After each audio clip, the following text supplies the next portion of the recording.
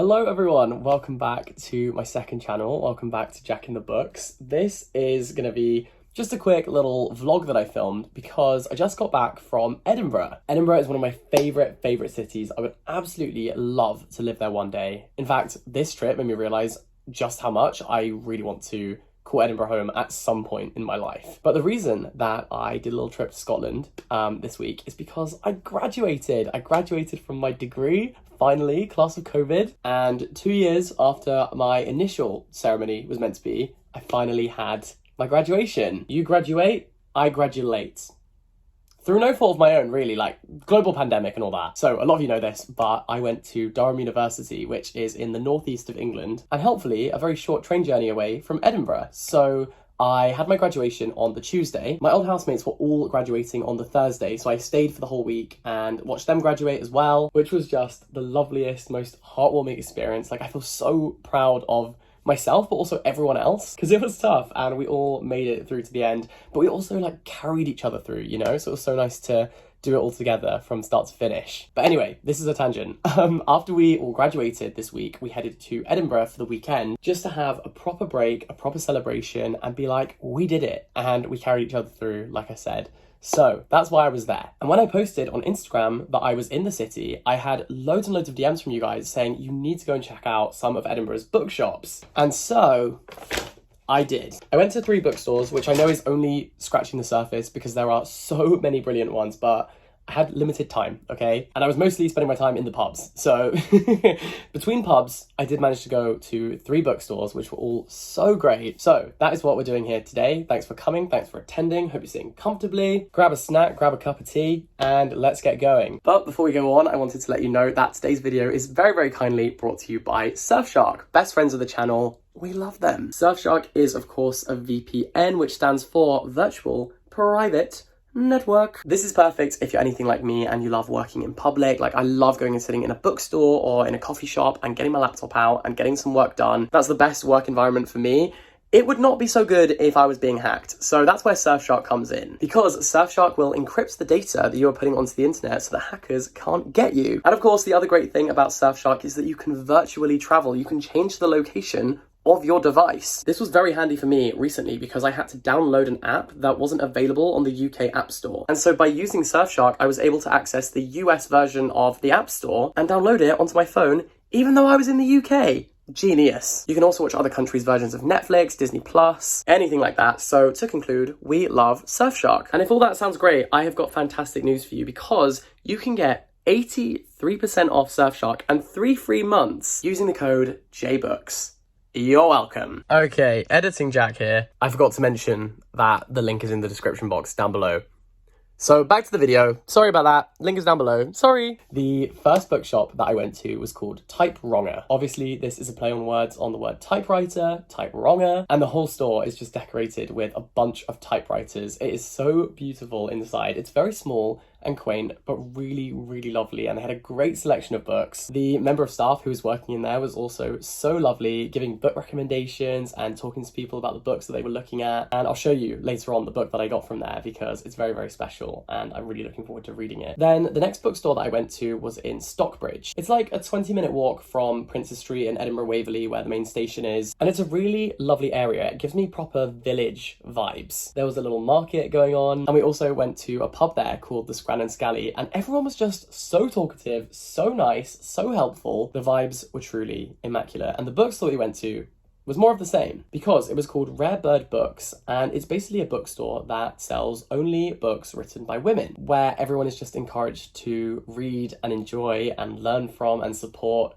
female authors. And this is really important because I recently read that only 7% of English students in the UK will study a book written by a female author at GCSE level, which is so insane. And it made me think about how when I was at GCSE, I didn't study a single book written by a female author at all. It was in my own reading at home or during my degree that I studied books by female authors, and yet so much amazing stuff that I read is written by women. And so we had a little mooch around this store. It was really beautifully curated and set out. It was lovely. And I'd really highly recommend taking a walk over to Stockbridge. It was really great and I'm glad that we did it. And then the final bookstore that we went to has to be one of my favourite bookstores that I've ever visited. It was so nice. Just the interior was stunning. It's so amazing. It's called Topping and Co. And everyone was recommending to me, they were like, you have to go here.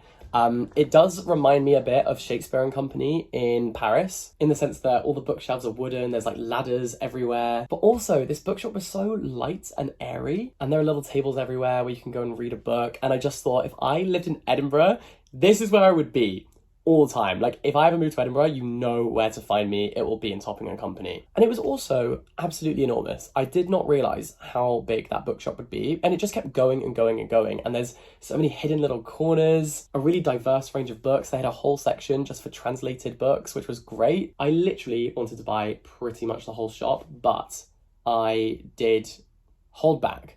I refrained from doing that. And I do only have 2 books to show you, but I had to get them back in my suitcase. And so these are the books that I bought. The first one was from Type Wronger, and that is Earthlings by Sayaka Murata. Literally a year ago, I think exactly, I read Convenience Store Woman, and I really, really enjoyed it. I've heard that this is very, very different. Like, the plot is just so far removed from Convenience Store Woman, but the brilliant and provocative writing remains. So this is what the blurb says. Mind-blowing, twisted, and wildly entertaining, Earthlings asks, how far would you go just to be yourself? As a child, Natsuki believed she was an alien, a different species to her Earthling family and classmates. She hoped a spaceship would come down and take her home. Now she lives quietly in an asexual marriage, pretending to be normal. As she flees the suburbs for the mountains and a reunion with her beloved cousin Yu, she wonders, what will it take to escape the Earthlings? Ooh, okay. I love this little dude on the cover as well, by the way. The Guardian describes this as taking the quietly spoken themes of her cult hit Convenience Store Woman and sending them into orbit, a tale to make your brain fizz. I would like my brain to fizz, in fact. Sign me up. And the Financial Times describes it as shocking, hilarious, and hugely darkly entertaining, unforgettable, original. And it's translated from Japanese by Ginny Tapley Takamori. Oh, and the other thing that I need to show you is, because I bought this from a cool independent bookstore, they stamped it. They stamped it right in here. Look at that. They gave me a free bookmark.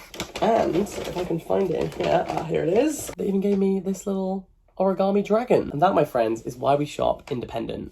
So cool. And then the other book that I bought is one that I've had my eye on for ages, and that is Milk Fed. Yes, that is a big tit on the front of the book. The Evening Standard says, every encounter is written with sumptuous detail, from glutting on nachos to intimate sex scenes. So, again, sign me up. Okay, so the blurb says, Rachel is 24, a lapsed Jew who has made calorie restriction her religion. By day, she maintains an illusion of control by way of obsessive food rituals. At night, she pedals to nowhere on the elliptical machine. Then she meets Miriam, an Orthodox Jewish woman intent upon feeding her. As the two grow closer, they set in motion a journey marked by appetites of physical hunger, sexual desire, and spiritual longing. This is by Melissa Broder. The Sunday Telegraph describes it as weird, funny, and filthy. Might add that to my Hinge profile, not gonna lie. A riot of carnal pleasure, says the Times, and wonderfully strange, says Esquire. Wonderfully strange. Again, something I might add to my Hinge bio.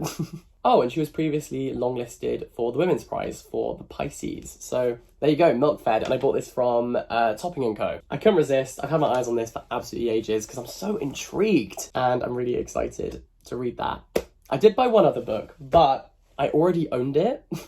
It's a stupid story, let me explain. So it's this book, it's called Man Down, and it's by James Goodhand. And basically, I'd got like 200 pages into this book, and then I left it in my hotel in Newcastle, which is so annoying. I stayed in Newcastle while graduating in Durham because it's like a 10-minute train journey, and hotels in Durham were crazy expensive. So I stayed in Newcastle and like commuted, but I left this in my hotel when we then went to Edinburgh, and I couldn't go back, and I needed a copy of it because I'm filming with it for a TikTok thing that I'm doing with Penguin. So basically, I was kind of on a bit of a deadline to finish reading this book and then filming with it, and so I had to go and buy another copy, and Waterstones in Edinburgh luckily had an edition of it. So I managed to like reserve it on their website, and I went and bought that from there. I did check the independent stores, but none of them had it.